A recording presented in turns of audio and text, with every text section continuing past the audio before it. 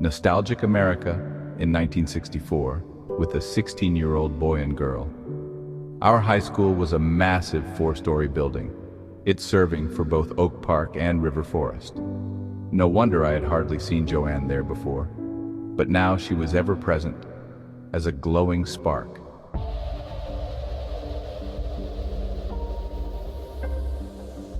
In our high school, there was a large and long tunnel going down some steps and then underground, over to the field house for physical education, so that the students could avoid the weather. And eagle-eyed Joanne had noted an unused door on the school side, just to the left of where the tunnel steps began. The room looked to be small, but we couldn't really see into it through the frosted glass on its door.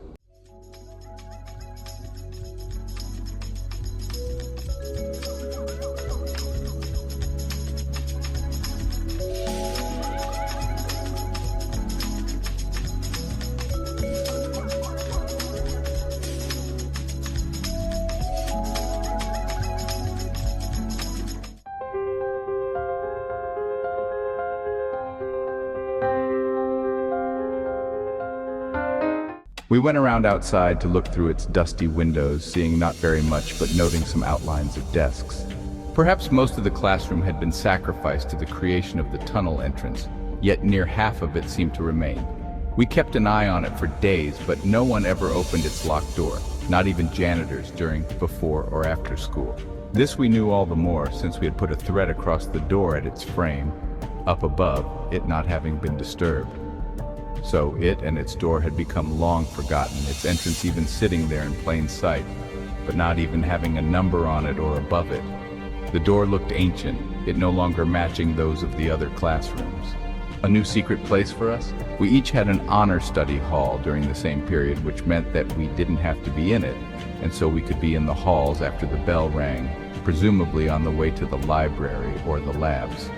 The old door latch of the neglected room easily succumbed to the old technology of being undone by a thin piece of metal. We could get in unseen, but how could we get back out unobserved? The ambient light coming through the window was enough to show the severed room and its remainder to be still in the state as it had been left in its use very long ago. We quickly shut the door, going off to the library to figure out our next move. We decided that it would be best to try to exit the room when the hallway was crowded rather than when classes were in session, thus not risking being seen by a hall monitor walking by and chancing upon us.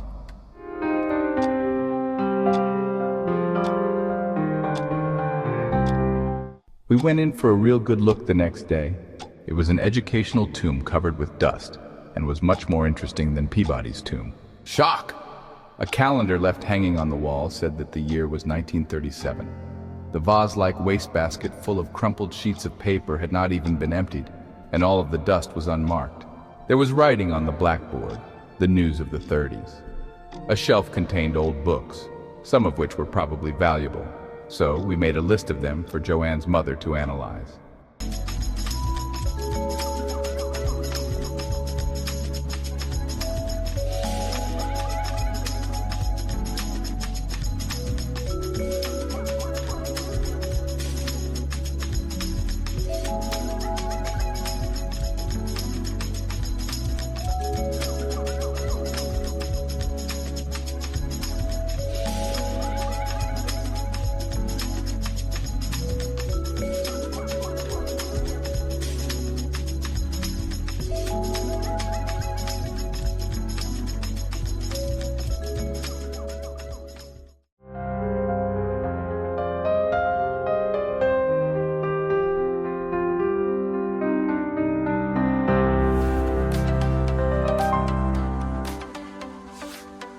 My next high school English class essay, On Adventure. Boredom and dull routine have little place, if any, in a life, and it is only by one's own laziness that they are allowed to exist at all, languishing nearby on the doorstep, as it were, as uninvited guests, as all the while terrible complaints are hurled against them. I'm bored, some say, half-heartedly hoping that some new entertainment will appear out of the blue and carry them away from a dreary, commonplace existence, perhaps into a fairy tale. So, Adventure calls constantly to us as a cure for the blahs, for routine dulls the senses. Even the greatest music soon begins to fall unheard on our ears, and gradually degenerates into that same old song. Although breaking the chains of routine often requires a burst of energy, adventure can become self-sustaining once the seeds have been planted.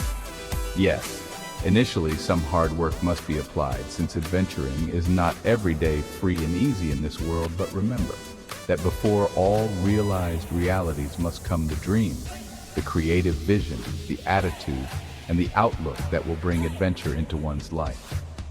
Even before the dream comes the yearning, though perhaps dim at first, glowing as a faint phantasm in a fleeting daydream struggling to maintain its shape before it fades into the noise of day. As these shadows pass over the adventurous mind, the vision must be enhanced and then steadily pursued until it at last becomes three-dimensional and real. We often look back later, quite amazed at the wonders that we have wrought. But we had the vision and gave it life. Daydreams are filled with thoughts on promenade. Wishes, fantasies o'er the mind cascade. Listen well to these plans already made, for by sundown the phantom shapes may fade. The rewards of adventure are many. Stimulation, experience, and growth are practical results, but foremost comes joy, exhilaration, and thrill, the feeling of being alive.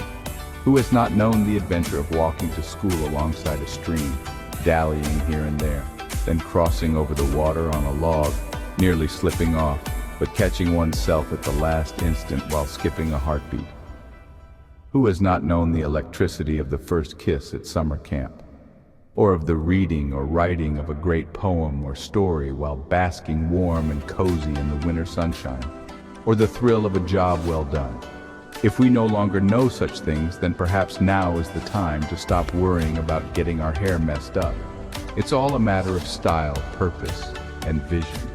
To plant the seeds of adventure, one must seek out the uncommon, the unusual situation, the exotic, even in one's own backyard, looking for the odd character, although certainly not those who are unhealthy, the pleasantly eccentric by today's stage standards, the person willing to try just about anything that isn't illegal, the offbeat but upbeat person, the optimist, the exciting prospect, the person with those excitingly wonderful qualities. And so it is that once you find it, adventure begets more adventure, for ideas from all over soon begin to interact and build, until a person rises above mere existence and really lives. Oh, there can be dreams of far-off adventures, from romance in the South Seas to mysterious intrigue in the villages of France, but travel and romance are only a general means to adventure. There are many more, mostly personal, for it depends on what you want from life. Adventure can be had right here in one's own town. Of course, some adventures entail a minor amount of risk-taking and rule-breaking. For that which is often uncommon is often the most extraordinary, and therefore may draw undue attention from those of the straighter world. But I ask you, does not the element of danger often greatly heighten the excitement? Who has not, in the throes of spring fever, slyly disappeared from his school or place of employment on some exciting romantic mission and found adventure in that forbidden quest? Yes, adventure is lived in that delightful middle state in which one is neither drunk nor sober, nor ever reckless, but ever balancing excitement with responsibility, each paying for the other as we walk the thin line between foolishness and safety, the log across the creek. So I say to you all, prime the pump, seek out adventure, embrace it. Use your emotions, get up out of your chair and into the arena. Open up and invite adventure in, give it, take it. Live life with a reasonable passion and with a passionate reason, for adventure will become a living situation that becomes automatic. Then you will say, I'm excited, there's everything to do in this town, the people are mostly wonderful, and I marvel at life's wonders each and every day.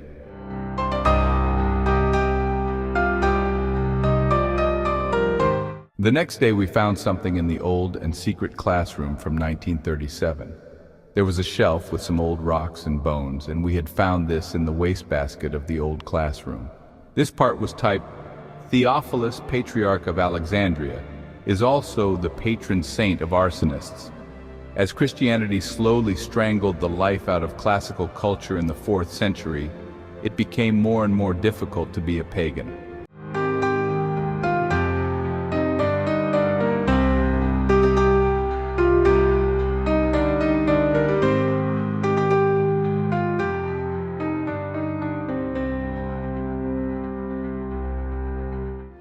There stood in Alexandria the great temple of Serapis, called the Serapeum, and attached to it was the great library of Alexandria, where all the wisdom of the ancients was preserved.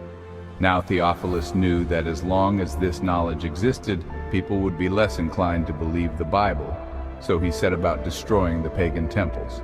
But the Serapeum was a huge structure, high on a mound and beyond the abilities of the raging Christian fanatics to assault. Faced with this edifice, the Patriarch sent word to Rome.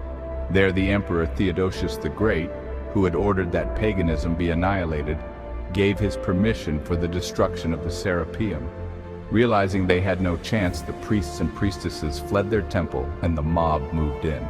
The vast structure was razed to its foundations, and the scrolls from the library were burnt in huge pyres in the streets of Alexandria. This part was handwritten, with many words faded. However, this was foreseen by the curator, and a good portion of the books and art were secreted out of Egypt, and even out of the known world in 391 AD, 58 days. Treasure safely stashed. 7 hills, big river, barbarians appeared. All soldiers lost. All ships but one burned. Escape, storms, repairs on sandy shores with dwarf pines, driven northward, cold, frozen, the end is near. The teacher who had written the above had also traced a coin onto paper by rubbing a pencil on it. The coin itself was gone. We would soon look into it all.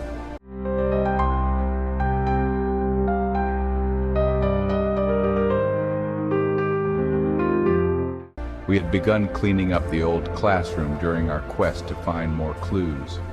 When we'd met some months ago, the music of the night had been in the breeze, a prelude borne by airy musicians of the trees, the mating calls of the birds, those that had opened for the cosmic symphony. And mighty Zeus had been there, full to the brim with the jollity of the fat man's belly. By Jove, came Saturnus, so very gray with age, lumbering into the party. I'd have to work on it some more for English class. That summer, the sun had filled the waking and breathing world with the fire of her imagination. I read to her, fresh winds made love to the blossoms of May, as the spring flowers reached for the light of day. Drinking deep draughts of life's sunny delight, the fields had burst with the joy of love's bouquet, and added, spring had kissed the earth, leaving flowers there, like those whose perfume first scented virgin air, as again the fragrant glen in heaven's prayer had hailed earth's anniversary with flowers fair.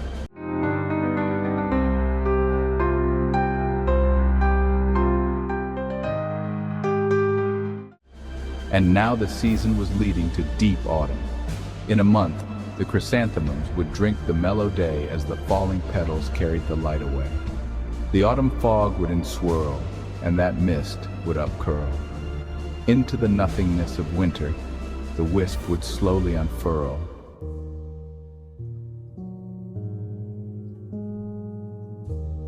We headed off to our karate class after school. Today, we will work on incomplete thinking, said our martial arts instructor. Suppose you go to an assassin's house to wait for him to return so you can do him in. But you are running late and can't find a parking spot, so you park in front of a fire hydrant. Then what?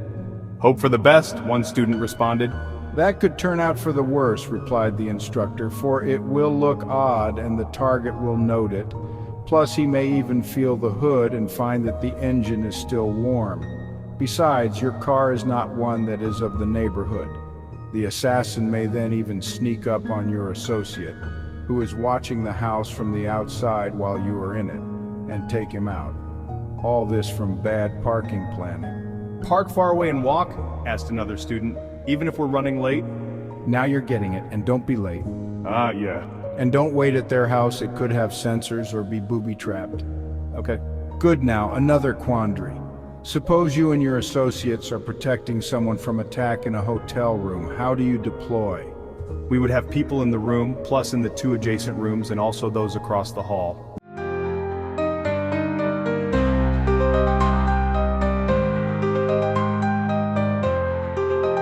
That's all? That should be enough. You have become a victim of incomplete thinking, answered the instructor. We'd also have people outside and in the building across the street in case they were going to shoot through the window. That's good, but is that all? Should be. The thinking is still incomplete, for it is only two-dimensional. How so? The attackers could rent a room beneath or above and shoot through the floor or the ceiling. Oh. Yes, and what would be even better as a fourth-dimensional answer? I don't know. Have the person just be a decoy, keeping the actual person to be protected somewhere else. Then you can capture the attackers without any other worries. Wow, these are tough.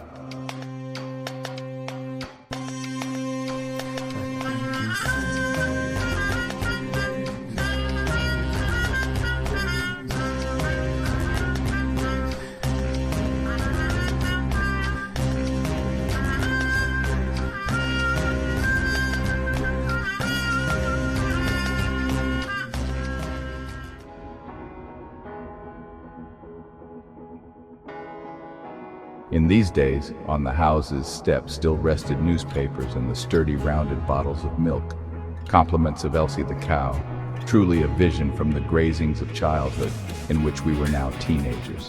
As we adventured along, we told the tales of the joyous forest to the birds, who soon carried them aloft, thence back into human ears again, the songs of streams flowing freely, and stories of a glowing sky.